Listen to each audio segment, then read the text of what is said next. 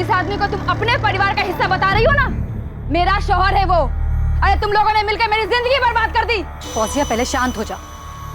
और असलम से ना मैंने नहीं कहा था जाकर वैशाली से प्यार मोहब्बत करे, ठीक है? असलम मेरा शौहर है, मेरे बच्चे का बाप। और आप लोगों ने मिलकर मेरी जिंदगी बर्बाद करने की ना साजिश की है। बद्दुआ देती हूँ आप लोगों को। जैसे मेरी जिंदगी बर्बाद हुई है ना सीमा, एक दिन तुम्हारी भी जिंदगी ऐसे ही बर्बाद होगी, देख लेना तुम।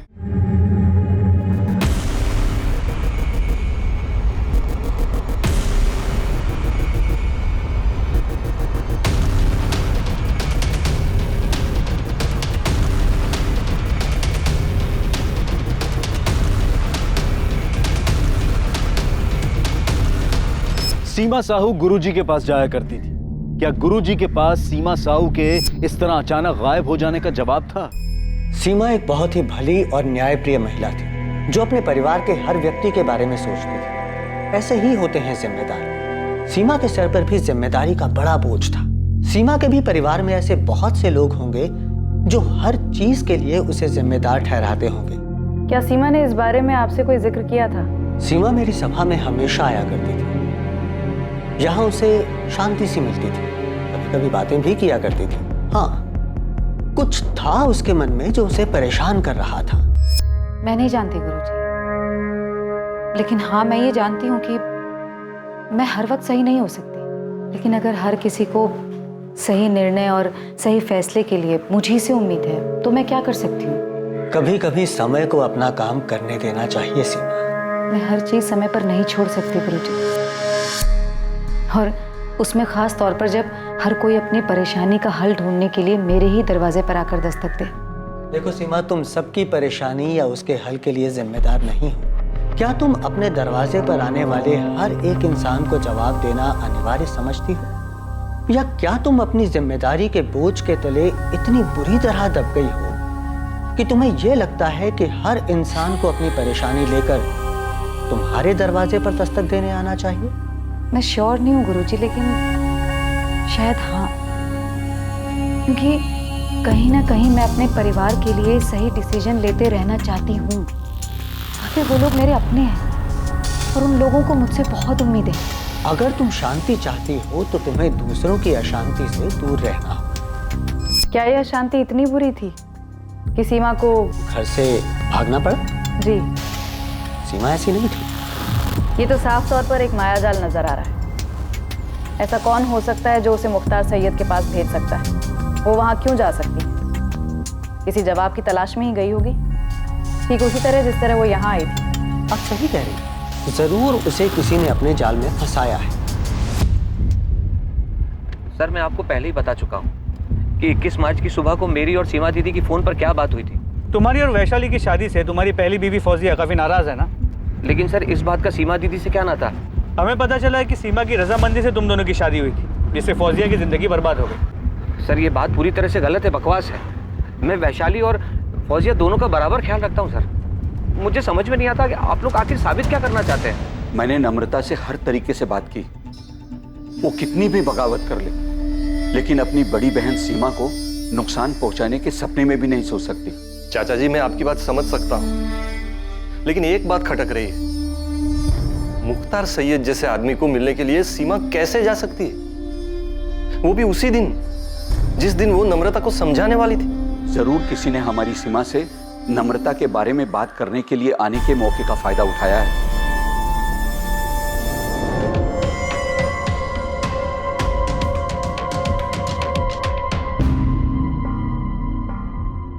सर, मैं नहीं जानता ये मुख्तार सैयद कौन है।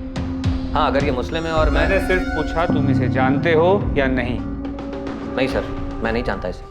अगर आपको शक है कि फौजिया ने कुछ किया है सीमा दीदी के साथ, तो फौजिया को उठा के पूछिए। आप असलम को क्यों उठा लाए? हमने सिर्फ पूछताछ के लिए उठाया है। आपने दो और दो जोड़ दिया। मुख्तार सैयद नाम है तो असलम। मैं कह देती हूँ, मैं पुलिस स्टेशन के बाहर अनशन पे बैठ जाऊंगी। आप लोग मेरे पति को बस इस वजह से परेशान कर रहे क्यों? चाली, इसमें धर्म का कोई लेना देना नहीं, और तुम्हें तो ये समझना चाहिए कि हम तुम्हारी बहन को ढूंढने के लिए ये सब कर रहे हैं। तो फिर मेरी बहन को ढूंढिए। मैंने आपको पहले भी बताया कि सीमा दीदी के दोस्त संतोष ठाकुर है इसके पीछे। तुम्हारे परिवार में हर कोई एक दूसरे पर इशारा कर रहा है, मालूम है ना तुम्हें? आपको जिस पे शक करना है कीजिए, जिसको जो पूछना है पूछिए, पर मेरे पति को इस बीच मत घसीटिए। सर,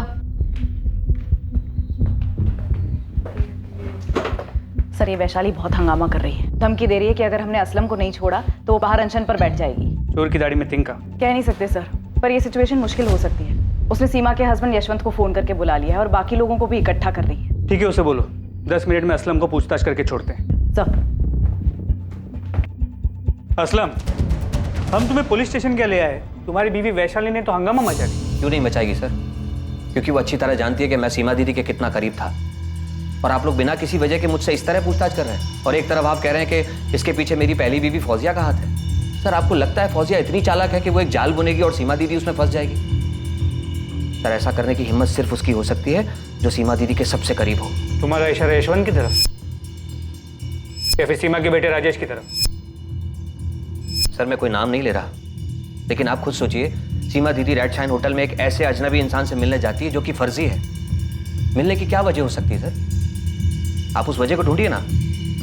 सर पहली बात तो यह है कि सीमा दीदी किसी पे भरोसा किए बिना उससे मिलने नहीं जा सकती। हर चीज में खुद सोच समझ के वो फैसला लेती थी। ये नम्रता वाले मामले में ही देख लीजिए आप सर। क्या दीदी ने चाचा चाची से उस हिमांशु के बारे में पता करने की कोशिश की कि ये लड़का कौन है, क्या करता है, कहाँ से आया है? नहीं सर, उन्होंने किसी से बात तक नहीं की। तो सीमा फर्जी मुख्तार सैयद से मिलने के लिए होटल रेड शाइन क्यों गई? सर मैं तो बल्लीपुर में था और सीमा दीदी मेरी बात सुनने से रही। अरे आप वैशाली दीदी से पूछो ना, वो तो यहीं रहती है भोपाल में, या फिर राधा भाभी से। क्या ये सब मिलकर कुछ नहीं कर सकते? वैशाली के पति असलम शेख को पूछताछ के बाद पुलिस ने छोड़ दिया और ऐसा ही हुआ मुकेश और उसकी बीवी चंचल के साथ। इनके खिलाफ भी पुलिस को कुछ नहीं मिला।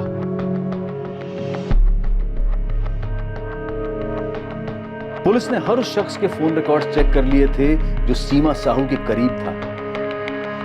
सीमा साहू के पति और उसके बेटे ने अखबारों में इश्तिहार दिया जिसमें सीमा साहू को ढूंढने वालों के लिए इनाम घोषित किया गया था। सर शक के घेरे में जितने भी लोग थे सबके कॉल रिकॉर्ड्स चेक कर लिए, लेकिन किसी के भी कॉल रिकॉर्ड्स में से कुछ भी नहीं मिला है। मालती ऐसा कैसे हो सकता है? एक भी कॉल ऐसी नहीं है जिससे ये लगे कि सीमा साहू को फंसाया जा रहा है। नहीं सर, सीमा के पति यशवंत और उसके बेटे राजेश के कॉल रिकॉर्ड्स भी चेक किए, ये सोचकर कि शायद कोई पर्सनल एंगल होगा, लेकिन किसी से भी कोई भी सुराग हाथ नहीं लगा है। तो फिर मामला है कहाँ? सीमा के पति यशवंत ने सीमा की तस्वीर अखबारों में छपवाई, लेकिन सीमा का कोई अता पता नहीं, अभी तक कोई सामने नहीं आया। सर ये हाथी चौक में मैं इतने दिन से जितने भी रिक्शे वाले और प्राइवेट टैक्सी वाले हैं सबको ये फोटो दिखा के घूम रहा हूँ, पर ये सीमा साहू किसी भी पब्लिक ट्रांसपोर्ट से होटल रेड साइन तो आई नहीं है। कोई तो है जो उसे लेके आया है यहाँ। इस मुख्तार सैयद का कुछ पता चला? साहब इस फोटो से तो कोई भी इसे पहचान नहीं रहा। आपके साइबर सेल से इसके बिना मुझ दाढ़ी वाली फोटो आने वाली थी ना, तो कल तक आ जाए। सीमा ने कोई पब्लिक ट्रांसपोर्ट नहीं लिया तो जरूर उसका कोई अपना ही उसे होटल रेड शाइन होटल लेकर गया, और ये सब कुछ बड़ी सोची समझी साजिश के तहत किया गया। तो ये जो भी है बहुत शातिर है, खुद तो अंदर गया नहीं और सीमा को अकेले अंदर भेज दिया। मैं थोड़ी देर में आती हूँ।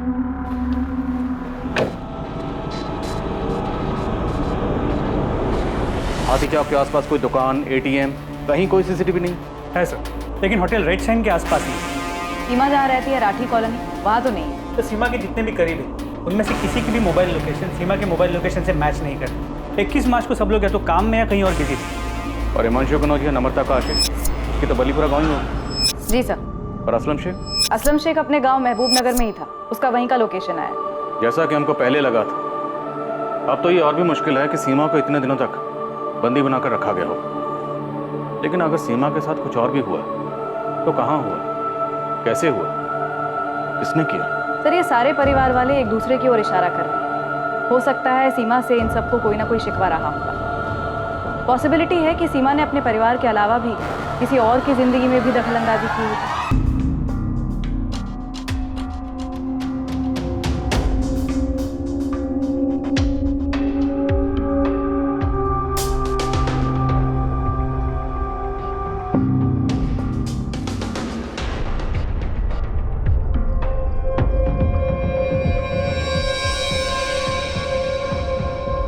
का आदमी नहीं सर, उस बारे में मुझे कुछ नहीं पता, लेकिन हमारे मोहल्ले में सीमा का सबके साथ बहुत अच्छा था। लोग बहुत इज्जत करते थे उसकी, अपनी परेशानियां लेकर आते थे उसके पास सलाह मशवरा के लिए। एक बात समझ से बाहर है कि सीमा किसी फर्जी इंसान को मिलने क्यों जाएगी? कोई तो बात थी जो उसे परेशान कर रही थी, इसलिए किसी के कहने पर वो इस फर्जी मुख्तार सैयद से मिलने अकेली गई, वो भी होटल में। नरेश नागपाल, वैशाली का पहला पति सर। वो सीमा से काफी नाराज था। सीमा तुम्हारी बहन तुम्हारा इस्तेमाल कर रही है मेरे बारे में गलत अफवाह फैलाने के लिए। अरे ये हमारे आपस का मामला है और वो ऐसे कैसे घर छोड़ के जा सकती मेरी बेटी के साथ? नरेश, प्रिया वैशाली की भी बेटी है। अरे तो मैं भी बाप हूं उसका। तो मैं मानता हूं कि मैंने उसके ऊपर हाथ उठाया है, लेकिन तुम भी अच्छी तरह से जानती हो कि तुम्हारी बहन कैसी है। वो जैसी भी है, लेकिन तुम्हें कोई हक नहीं है उसे इस तरह मारने का। मुझे अब इसके साथ नहीं जाना, नहीं रह सकती मैं अब और इसके साथ। अरे वैशाली, नरेश ने वादा किया है दोबारा तुम पर हाथ नहीं उठाएगा। अरे अब तो मैं भूल चुकी हूँ दीदी, भूल चुकी हूँ कि पिछले 5 साल में ऐसे वादे इसने मुझसे कितने बार किए हैं। हाँ, मैं भी भूल चुका हूँ कि प्रिया को घर पे अकेले छोड़ के तुम कितनी बार खैर मदद के साथ बाहर घूमने गई हो। अब मेरा मुंह मत खुलवाना। नरेश बस। वैशाली, तुम दोनों के इस झगड़े का प्रिया पर क्या असर होगा? और इसकी करतूतों का प्रिया पर बड़ा अच्छा असर पड़ेगा ना। ये मुझे प्रिया के सामने मारता है और अब मैं ऐसे चुपचाप मार खा के नहीं रह सकती दीदी। अरे नहीं रह सकती तो सुधार लो अपनी हरकतें ना। तुम पहले अपनी हरकतें ठीक करो, मैं तुम्हारे साथ नहीं आने वाली और ये बात तो तय है। सर, वैशाली और नरेश का डिवोर्स हुआ नहीं अभी तक, लेकिन वैशाली नरेश के पास जाना नहीं चाहती। नरेश काफी नाराज हुआ था जब सीमा ने फैसला किया था कि वैशाली अब नरेश के पास नहीं जाएगी। सीमा ने ये फैसला लिया। तुम दोनों का जो ये मामला है ना, इसे सुलझाना नामुमकिन। और जहां तक रही बात साथ रहने की, तो बेहतर ये होगा ना कि तुम दोनों अलग ही रहो। हाँ तो चला जाऊंगा, मुझे कोई शौक नहीं उसके साथ रहने का, लेकिन जाऊंगा तो अपनी बेटी के साथ। तुम लड़ाई लड़ना चाहते हो, लड़ो, लेकिन प्रिया वैशाली के साथ ही रहेगी। तुम्हारा पक्ष कमजोर हो जाएगा नरेश, ध्यान रखना।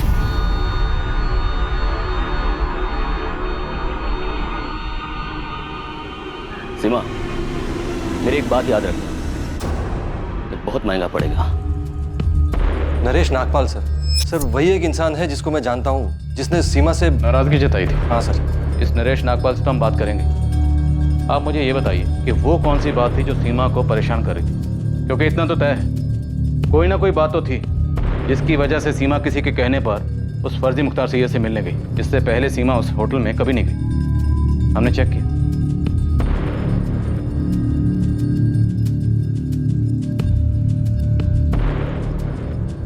एक जवान आदमी बूढ़े के भेस में सीमा साहू से मिलता है। कहीं ये कोई हिस्ट्री शीटर तो नहीं? सर, हिस्ट्री शीटर्स को तो काफ़ी खंगाला है। पिंटू खबरी ने भी काफ़ी लोगों की तलाशी ली।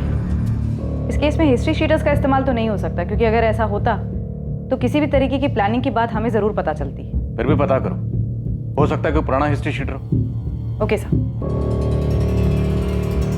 मालती, एक मिनट।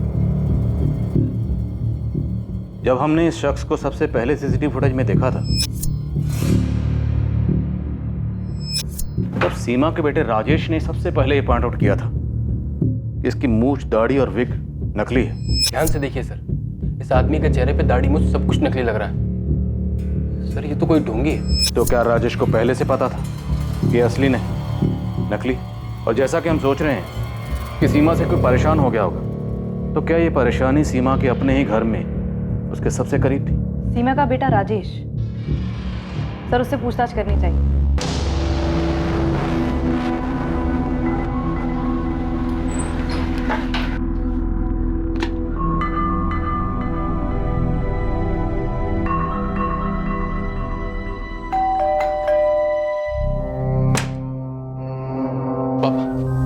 मम्मी का कुछ पता चला?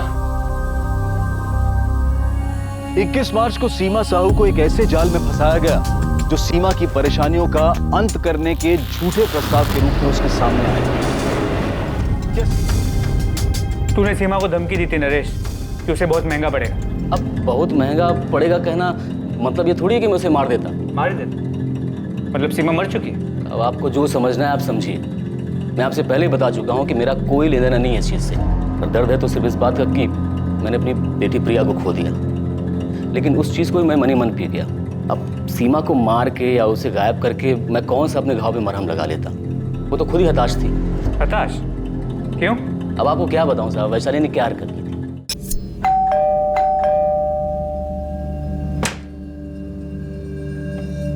प्रिया नहीं है। क्या? वैशाली, मैंने तुमसे पहले ही कहा था मैं आ रहा हूँ, फिर भी? प्रिया की फ्रेंड की बर्थडे पार्टी है, कल ही पता चला था। ठीक है, मैं यही वेट करता हूँ। बाहर ही वेट कर लो, आए तो मिल लेना। 1 मिनट। आप कौन होते हमारे बीच में बोलने वाले? मैं। वो मेरे पति हैं। होशंगाबाद के जिस मोहल्ले में हम रहते थे वहाँ आए दिन खबर मिलती थी आज वैशाली इसके साथ देखी गई, आज वैशाली उसके साथ देखी गई, और मुझे छोड़कर वो भी गई कहाँ? असलम के साथ, जो खुद शादीशुदा था। इन दोनों की शादी हुई भी थी कि नहीं किसे पता। यही बात पूछने लिए मैं सीमा के पास गया था कि तुमने इसीलिए सपोर्ट किया था अपनी बहन का कि वो मुझसे अलग हो सके या फिर मेरी बेटी को मुझसे अलग कर दे। देखो नरेश, वैशाली असलम के साथ खुश है और असलम हमारे परिवार के लिए बहुत कुछ करता है। वो हमारी माँ से मिलने टाइम टू टाइम बलीपुर जाता है। मुकेश से भी उसकी अच्छी बनती है। राधा भाभी को भी कोई भी काम हो, असलम हमेशा आगे आता है, वो सबका ख्याल रखता है। लेकिन क्या उसका पहले से शादीशुदा होना सही है? उसकी बीवी है, बच्चे हैं, फिर भी तुमने उसे वैशाली के पति के रूप में एक्सेप्ट कर लिया। मैंने कहा ना तुमसे, वैशाली असलम के साथ खुश है। उसने पहले मेरी जिंदगी उजाड़ी और तुमने उजाड़ने दी। अब वो असलम की जिंदगी उजाड़ रही है और तुम कुछ नहीं बोल रही। तुम्हें पता है तुम कितनी गलत हो? जिस आदमी को तुम अपने परिवार का हिस्सा बता रही हो ना, मेरा शौहर है वो। अरे तुम लोगों ने मिलकर मेरी जिंदगी बर्बाद कर दी। फौजिया पहले शांत हो जा। और असलम से ना मैंने नहीं कहा था जाकर वैशाली से प्यार मोहब्बत करे, ठीक है? असलम मेरा शौहर है, मेरे बच्चे का बाप, और आप लोगों ने मिलकर मेरी जिंदगी बर्बाद करने की ना साजिश की है। बद्दुआ देती हूँ आप लोगों को। जैसे मेरी जिंदगी बर्बाद हुई है ना सीमा, एक दिन तुम्हारी भी जिंदगी ऐसे ही बर्बाद होगी, देख लेना तुम। देखो नरेश, मैंने ना तुम्हारा घर उजाड़ा है और ना ही असलम का। कभी वैशाली से मैंने ये नहीं कहा कि वो तुम्हें छोड़ दे, और ना ही कभी मैंने ये कहा है उससे कि वो जाकर असलम के साथ रहे। सीमा, याद रखना, जुर्म करने वाले का साथ देने वाला भी उतना ही बड़ा गुनहगार होता है। नरेश, बस बहुत हुआ। तुम एक काम करो, जाकर वैशाली से अपनी प्रॉब्लम सुलझाओ। अरे थक गई तुम लोग की बातें सुन सुनकर। अच्छा, ये बात तुम्हें पहले सोचनी चाहिए थी कि ये मेरे और वैशाली के बीच का मामला है और हमारे बीच में हमारी बेटी थी। सीमा, तुम्हें हमारे मामले में दखल देना ही नहीं चाहिए था।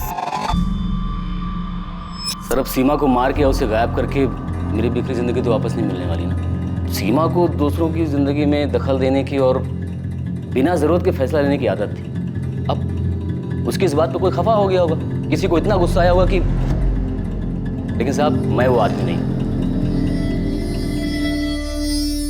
ये तुम क्या कर रहे हो मुकेश? हर महीने राधा भाभी को जो पैसे भेजते हैं वही भेज रहा हूँ। और नहीं भेजोगे तो क्या वो मर जाएंगी? अरे लेकिन चंचल, हम हर महीने उनको देते हैं। हर महीने जबरदस्ती भेजते थे सीमा दीदी के कहने पर, और अब तो सीमा दीदी नहीं है। कब कल आएगी मुकेश? पैसे भेजने की कोई जरूरत नहीं है, फोन ही मत उठाओ राधा भाभी का, वो खुद ही समझ जाएंगी। मुकेश अब फोन ही नहीं उठा रहा है वैशाली। मैं मुकेश से बात करती हूँ भाभी। ये सीमा ऐसे कहाँ चली गई? मुझे क्या पता भाभी, मुझे थोड़ी बोल कर गई वो। मैं भी तो यही थी ना आप लोगों के साथ।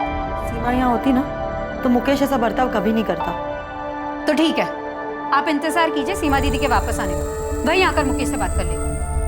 तुम ऐसे क्यों बात कर रही हो? क्योंकि आप बात ही ऐसे कर रही हो। भाभी, मैं कह रही हूँ कि मैं मुकेश से बात करती हूँ, लेकिन नहीं, आप बोल रही हो कि सीमा दीदी यहाँ होती तो ऐसा नहीं होता। आप लोगों ने ना उन्हें भगवान बनाकर ना जाने कौन से 7वें आसमान पर बिठा रखा। तुझे क्या हो गया वैशाली? मैं भी परेशान हूँ। वहाँ चाचा जी बार बार मुझे फोन करके पूछ रहे कि सीमा दीदी अब तक लौटी क्यों नहीं। ये यशवंत जीजा जी मुझसे बार बार पूछ रहे कि मुझे कुछ सीमा दीदी ने बताया था क्या। माँ भी मुझसे ही बार बार पूछ रही है। जब तक सीमा दीदी थी तब तक सब उसी को पूछते थे, अब नहीं है तब भी उसी के बारे में सवाल कर रहे हैं। बस सीमा सीमा सीमा सीमा सीमा ही सब कुछ है, बाकी किसी की कोई लाइफ नहीं है। वैशाली, तेरा कुछ झगड़ा हुआ है क्या असलम के साथ? बड़ी जल्दी अकल आ गई तुझे? खाना खाने देगी चैन से मुझे? क्यों?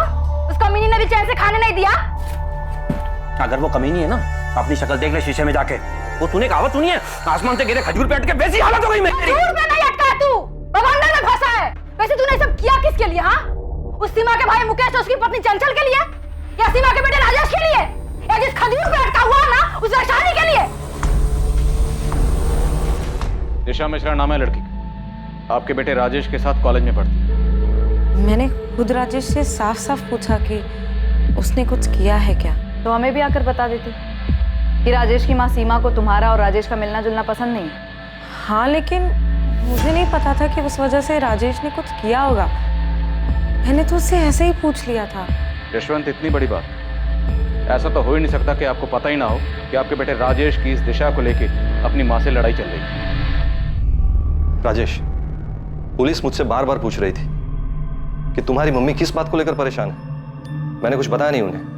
पापा? राजेश, सच सच बता दो, सच जानना है मुझे। सर, राजेश अपनी मम्मी के साथ ऐसा कुछ नहीं कर सकता। सर, मैंने पूछा था उसे, उसने बताया मुझे उसने ऐसा कुछ नहीं किया है। अब यही बात हमें आपके बेटे से पूछने दी। लेकिन ये दिशा मिश्रा वाली बात आपको खुद हमें बहुत पहले बतानी चाहिए थी। अब साफ साफ बताइए, क्या आपकी पत्नी सीमा की परेशानी की वजह यही थी?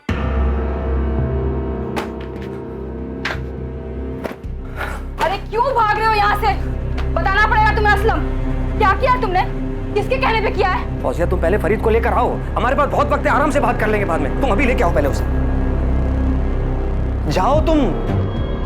हाँ थी अनबन राजेश और उसकी मम्मी के बीच दिशा को लेकर, लेकिन राजेश ऐसा कुछ नहीं कर सकता। सर राजेश जो भी है अपनी मम्मी से, हमें शुरू से यही शक था कि सीमा का कोई करीबी ही उसे उस फर्जी मुख्तार सैयद से मिलवाने के लिए होटल रेड शाइन लेकर गया।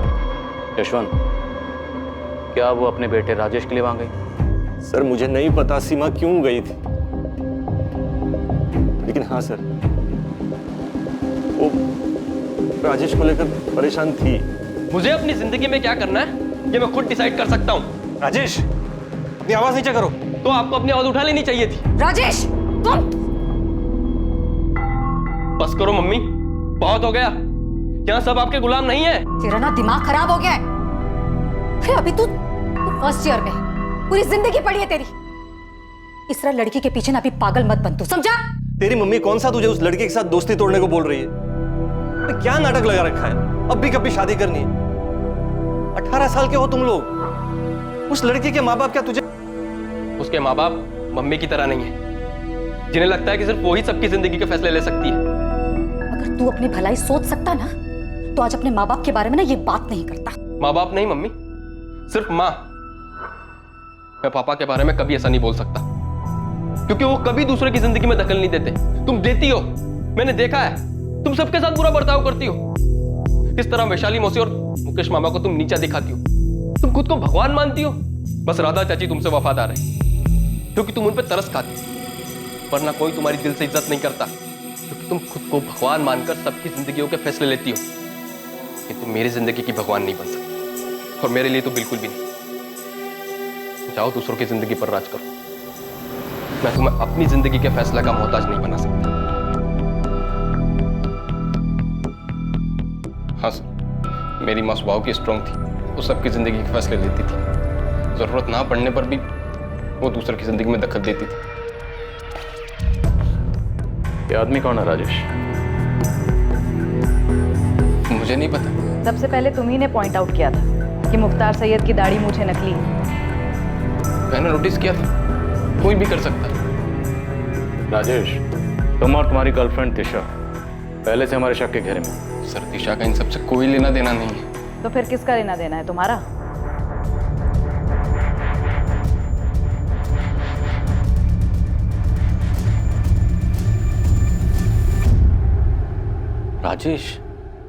राजेश ने किया ये? राजेश को पुलिस कस्टडी में ले चुकी है, लेकिन उसने अब तक कुछ बताया नहीं। The number you have called is currently switched off. आप लोग मुझसे सवाल कर रहे थे ना कि मैंने सीमा दीदी के साथ में क्या किया है। अब देखा किसने अपना गुस्सा निकाला है। वैसे क्या जरूरत थी सीमा दीदी को हर किसी के फैसले लेने की? क्या हर कोई अपने फैसले खुद नहीं ले सकता था? उनके अपने घर में बगावत चल रही थी। अगर सीमा दीदी के साथ में राजेश ने ऐसा कुछ किया भी है ना, माँ बाबा, उसका कसूरवार कोई और नहीं, आप सभी लोग हैं। आप सभी ने सीमा दीदी के इतने पर लगा दिए थे, उन्हें विश्वास दिलाया कि वो ही सबके सही गलत के फैसले ले सकती है। उन्हें इतना सर पे चढ़ा लिया था कि वो खुद को भगवान मानने लगी। ना मैं ये जानता हूँ कि ये मुख्तार सैयद कौन है, और ना मैं ये जानता हूँ कि ये आदमी कौन है। तो फिर कौन जानता है राजेश? किसने तुम्हारी मदद की थी 21 मार्च को दोपहर 12 बजे तुम्हारी माँ को होटल रेड शाइन ले जाने में? सब कुछ पहले से तय था ना कि कोई तुम्हारी माँ को बोलेगा कि होटल रेड शाइन जाना है और मुख्तार सैयद से मिलना। क्यों? क्योंकि वो तुम्हारी माँ की मदद करेगा, जिससे तुम अपनी गर्लफ्रेंड दिशा से दूर हो जाओगे और अपनी माँ के आज्ञाकारी बेटे बन जाओगे।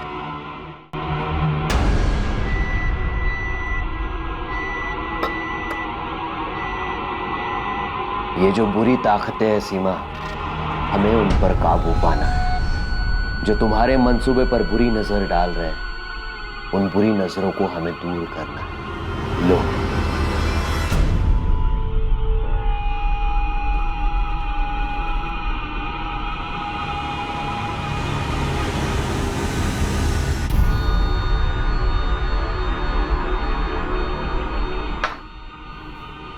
क्या इससे वो सारी बुरी शक्तियां खत्म हो जाएंगी जो आसपास मंडरा रही हैं? ये सब कुछ साफ कर देगा सीमा, सब कुछ, सभी बुरी शक्तियों को नष्ट कर देगा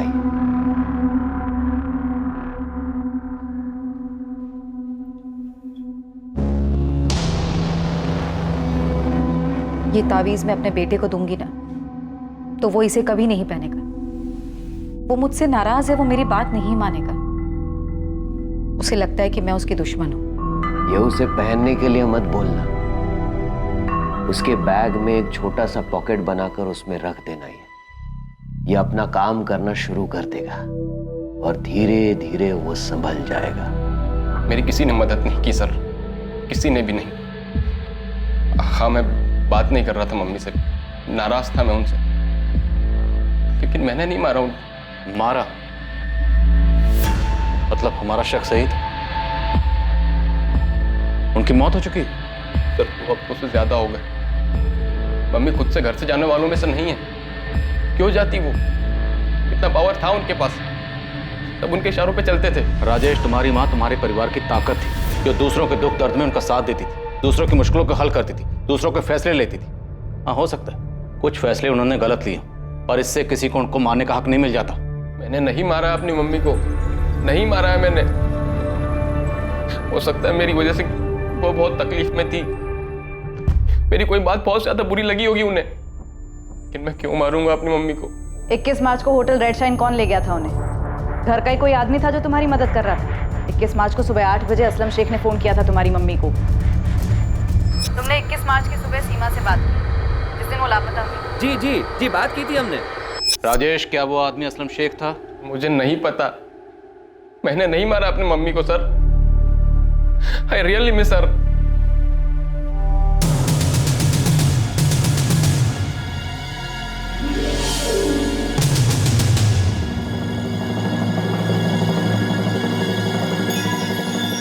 इस मामले में एक और चौंका देने वाली बात सामने आई। असलम शेख भी अब लापता हो गया था।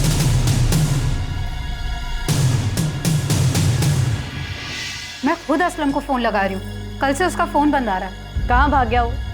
उधर हम राजेश तक पहुँचते हैं और इधर असलम भाग जाता है। मुझे भी नहीं पता, मैं खुद उस तक पहुँचने की कोशिश कर रही हूँ। उसका छोटा भाई शमशेर भी नहीं जानता कि असलम चला कहाँ गया। सर आप क्या ढूंढ रहे हैं सर? अंदर के कबाड़ भी खाली है, लगता है दोनों भाग गए, असलम और फौजिया।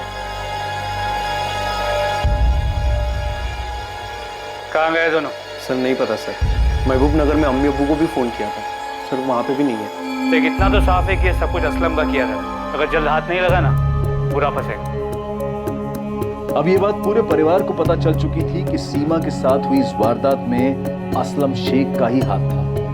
और उनके लिए और भी चौंकाने वाली बात ये थी कि सीमा का बेटा राजेश खुद एक संदिग्ध था। शायद अपनी मां को फंसाने की साजिश में असलम शेख से मिला हुआ था। सीमा को पहले जाल में फंसाना, फिर उसकी हत्या कर देना, ये साजिश अब साफ होती जा रही थी। लेकिन असलम तक पहुंच पाना और ये साबित कर पाना कि इसमें राजेश का भी हाथ है, अब भी बहुत मुश्किल नजर आ रहा था। क्या सच में राजेश का अपनी मां की हत्या में हाथ था? बड़ी थी वो, तुम सबसे बड़ी। तुम्हारे पापा के गुजर जाने के बाद मैं बिल्कुल टूट गई थी। मुझे खुद समझ में नहीं आ रहा था कि इतनी सारी जिम्मेदारियां मैं कैसे संभालूंगी। तब सीमा ने आगे बढ़कर सब कुछ संभाला था। वो भी कह सकती थी कि उसका अपना परिवार है जिसे उसको संभालना है। ये परेशानियां, ये जिम्मेदारियां उसकी नहीं हैं, पर उसने जो किया सिर्फ तुम लोगों के लिए किया, एक हक के साथ कि ये परिवार उसका है। सर, असलम शेख जहां भी जा सकता है, दोस्त, रिश्तेदार, उन सब के घर के आसपास खबरियों को तैनात कर दिया। और अभी तक उसका कुछ पता नहीं चला? नहीं सर। दिनेश, ऐसे कहाँ गायब हो गया वो? सर मुझे लगता है कि असलम को पता चल गया था कि हम इस केस को सुलझाने के काफी करीब आए। सर, राजेश से 15वीं बार पूछताछ कर चुके हैं। वो अपने बयान पर डटा हुआ है और उसके खिलाफ हमें कोई सबूत भी नहीं मिला है। सर आई फील राजेश इस केस में इन्वॉल्व नहीं है। क्यों? सर इतना तो पक्का हो गया कि असलम शेख इसमें इन्वॉल्व है, लेकिन असलम राजेश के लिए ये सब क्यों करे? सर आई मीन असलम को कोई तो फायदा होना चाहिए। राजेश असलम को ऐसे क्या दे सकता है कि असलम राजेश के लिए ये करे? अगर फायदे की बात है तो फिर मुकेश हो सकता है। उसकी पुश्तैनी घर और जमीन सीमा उसे बेचने नहीं दे रही थी।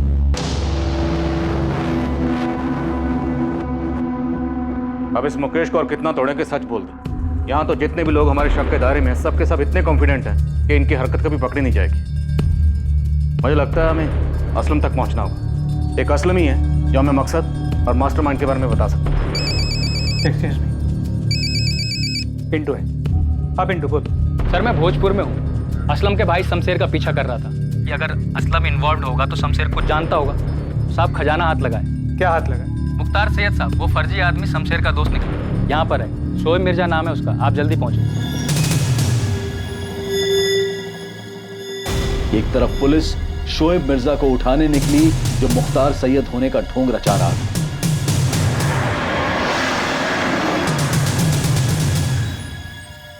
और दूसरी तरफ पुलिस ने असलम शेख के छोटे भाई शमशेर को उठाया। आइए सब, ये वाला सामने वाला करें।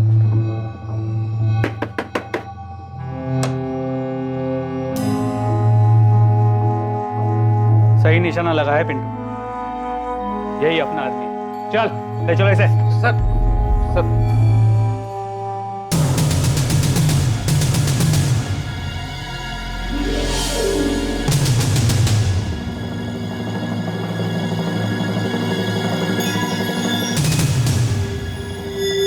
माशाअल्लाह, सही लग रहे हो शोएब। शुक्रिया असलम मियां। मस्त, एकदम मस्त एक्टर हो गया तू। हाथ तोड़ो या पैर तोड़ो शमशेर? कुछ मत कीजिए साहब, मैं सब बताता हूँ साहब। मैंने तो सिर्फ असलम भाई की मदद की। इस मदद की कोई खास वजह? वजह नहीं पता साहब, लेकिन असलम भाई सीमा दीदी को मारना चाहते थे और सारा प्लान भी असलम भाई ने बनाया और सब कुछ उन्होंने सेट किया साहब। और असलम भाई ने जो जो कहा हमने वही किया साहब। बिल्कुल सही इलाज लेके आया हूँ राजेश के लिए। मैं भी इनमें मानता हूँ, बहुत अच्छे से मानता हूँ। मुझे यकीन है राजेश एक दिन सही रास्ते पे आ जाएगा। अच्छा तो कब मिल सकती हूँ मैं मुख्तार भाई से? आप आज ही मिल लीजिए। देखिए मैं तो गांव जा रहा हूँ, शमशेर आपको मिल जाएगा, वो आपको पहुंचा देगा। और मुख्तार भाई होटल रेड शाइन में आने वाले हैं लोगों से मिलने के लिए, आप भी चले जाइए। ठीक है। शमशेर जी 12 बजे पहुंच जाना, सीमा दीदी को बोला है। और गाड़ी कॉलोनी के कॉर्नर पे खड़ी कर देना। किसी भी कीमत पर होटल के अंदर मत जाना, सीसीटीवी कैमरे लगे हैं। उनको कुछ भी बोलना, कहना इंपॉर्टेंट फोन कॉल्स हैं मेरे। ठीक है भाई। जा तैयारी कर।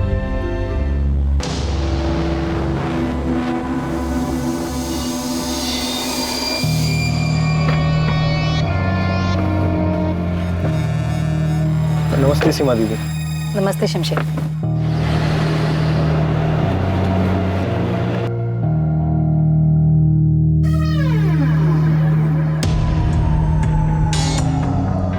दीदी आप होटल जाकर आ जाइए।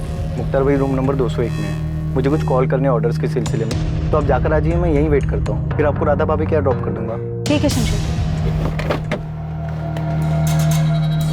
मैं थोड़ी देर में आती हूँ। अब प्लान के मुताबिक शोएब जो मुख्तार बन के गया था, उसने बेहोशी की दवा पानी में मिला के सीमा दीदी को पिला दी। फिर सीमा दीदी जब गाड़ी में आके बैठी तो उनको तभी से नींद आने लग गई।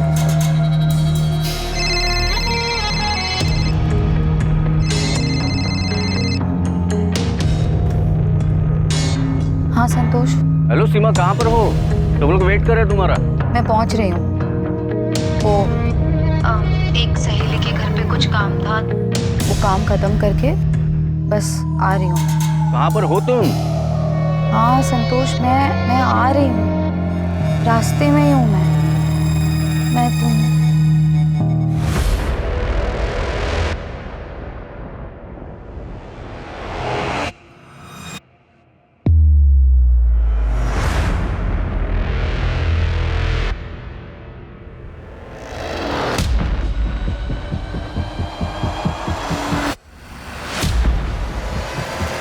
और फिर कहाँ ले जाके मारा?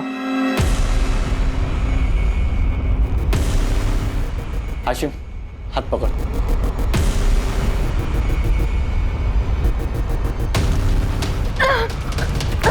बॉडी कहाँ है शमशेर?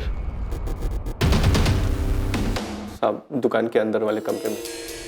और जब रात में असलम भाई आए तो हमने क्या? हमने सीमा दीदी की बॉडी दीवार में चुनवा दी साहब।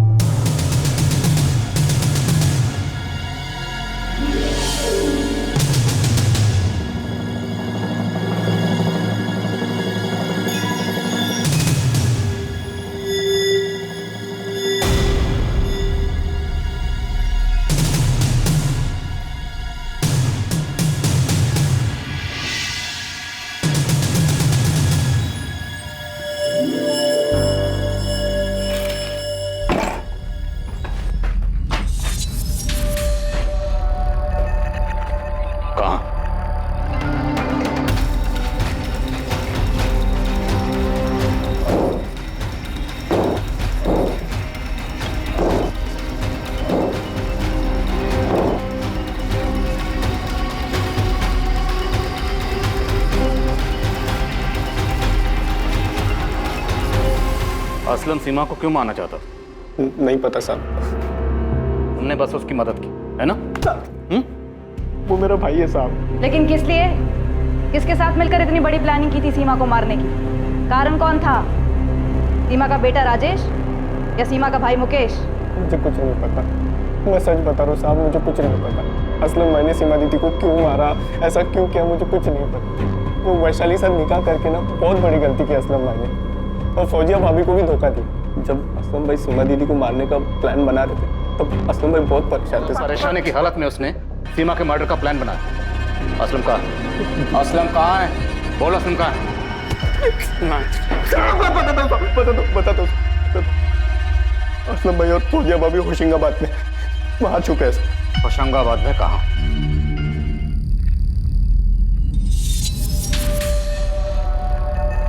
सीमा की बॉडी बुरी तरह से डिकम्पोज हो चुकी है।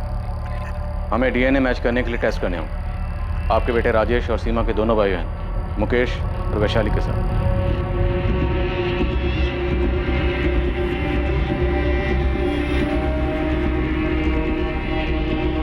दीदी की डेड बॉडी मिली है माँ। उन्होंने मुझे बुलाया डीएनए सैंपल्स के लिए। और वो असलम शेख, वो पकड़ा गया कि नहीं? उन्हें पता चल चुका है कि वो कहाँ छुपा है। सीमा, मेरे बच्चे।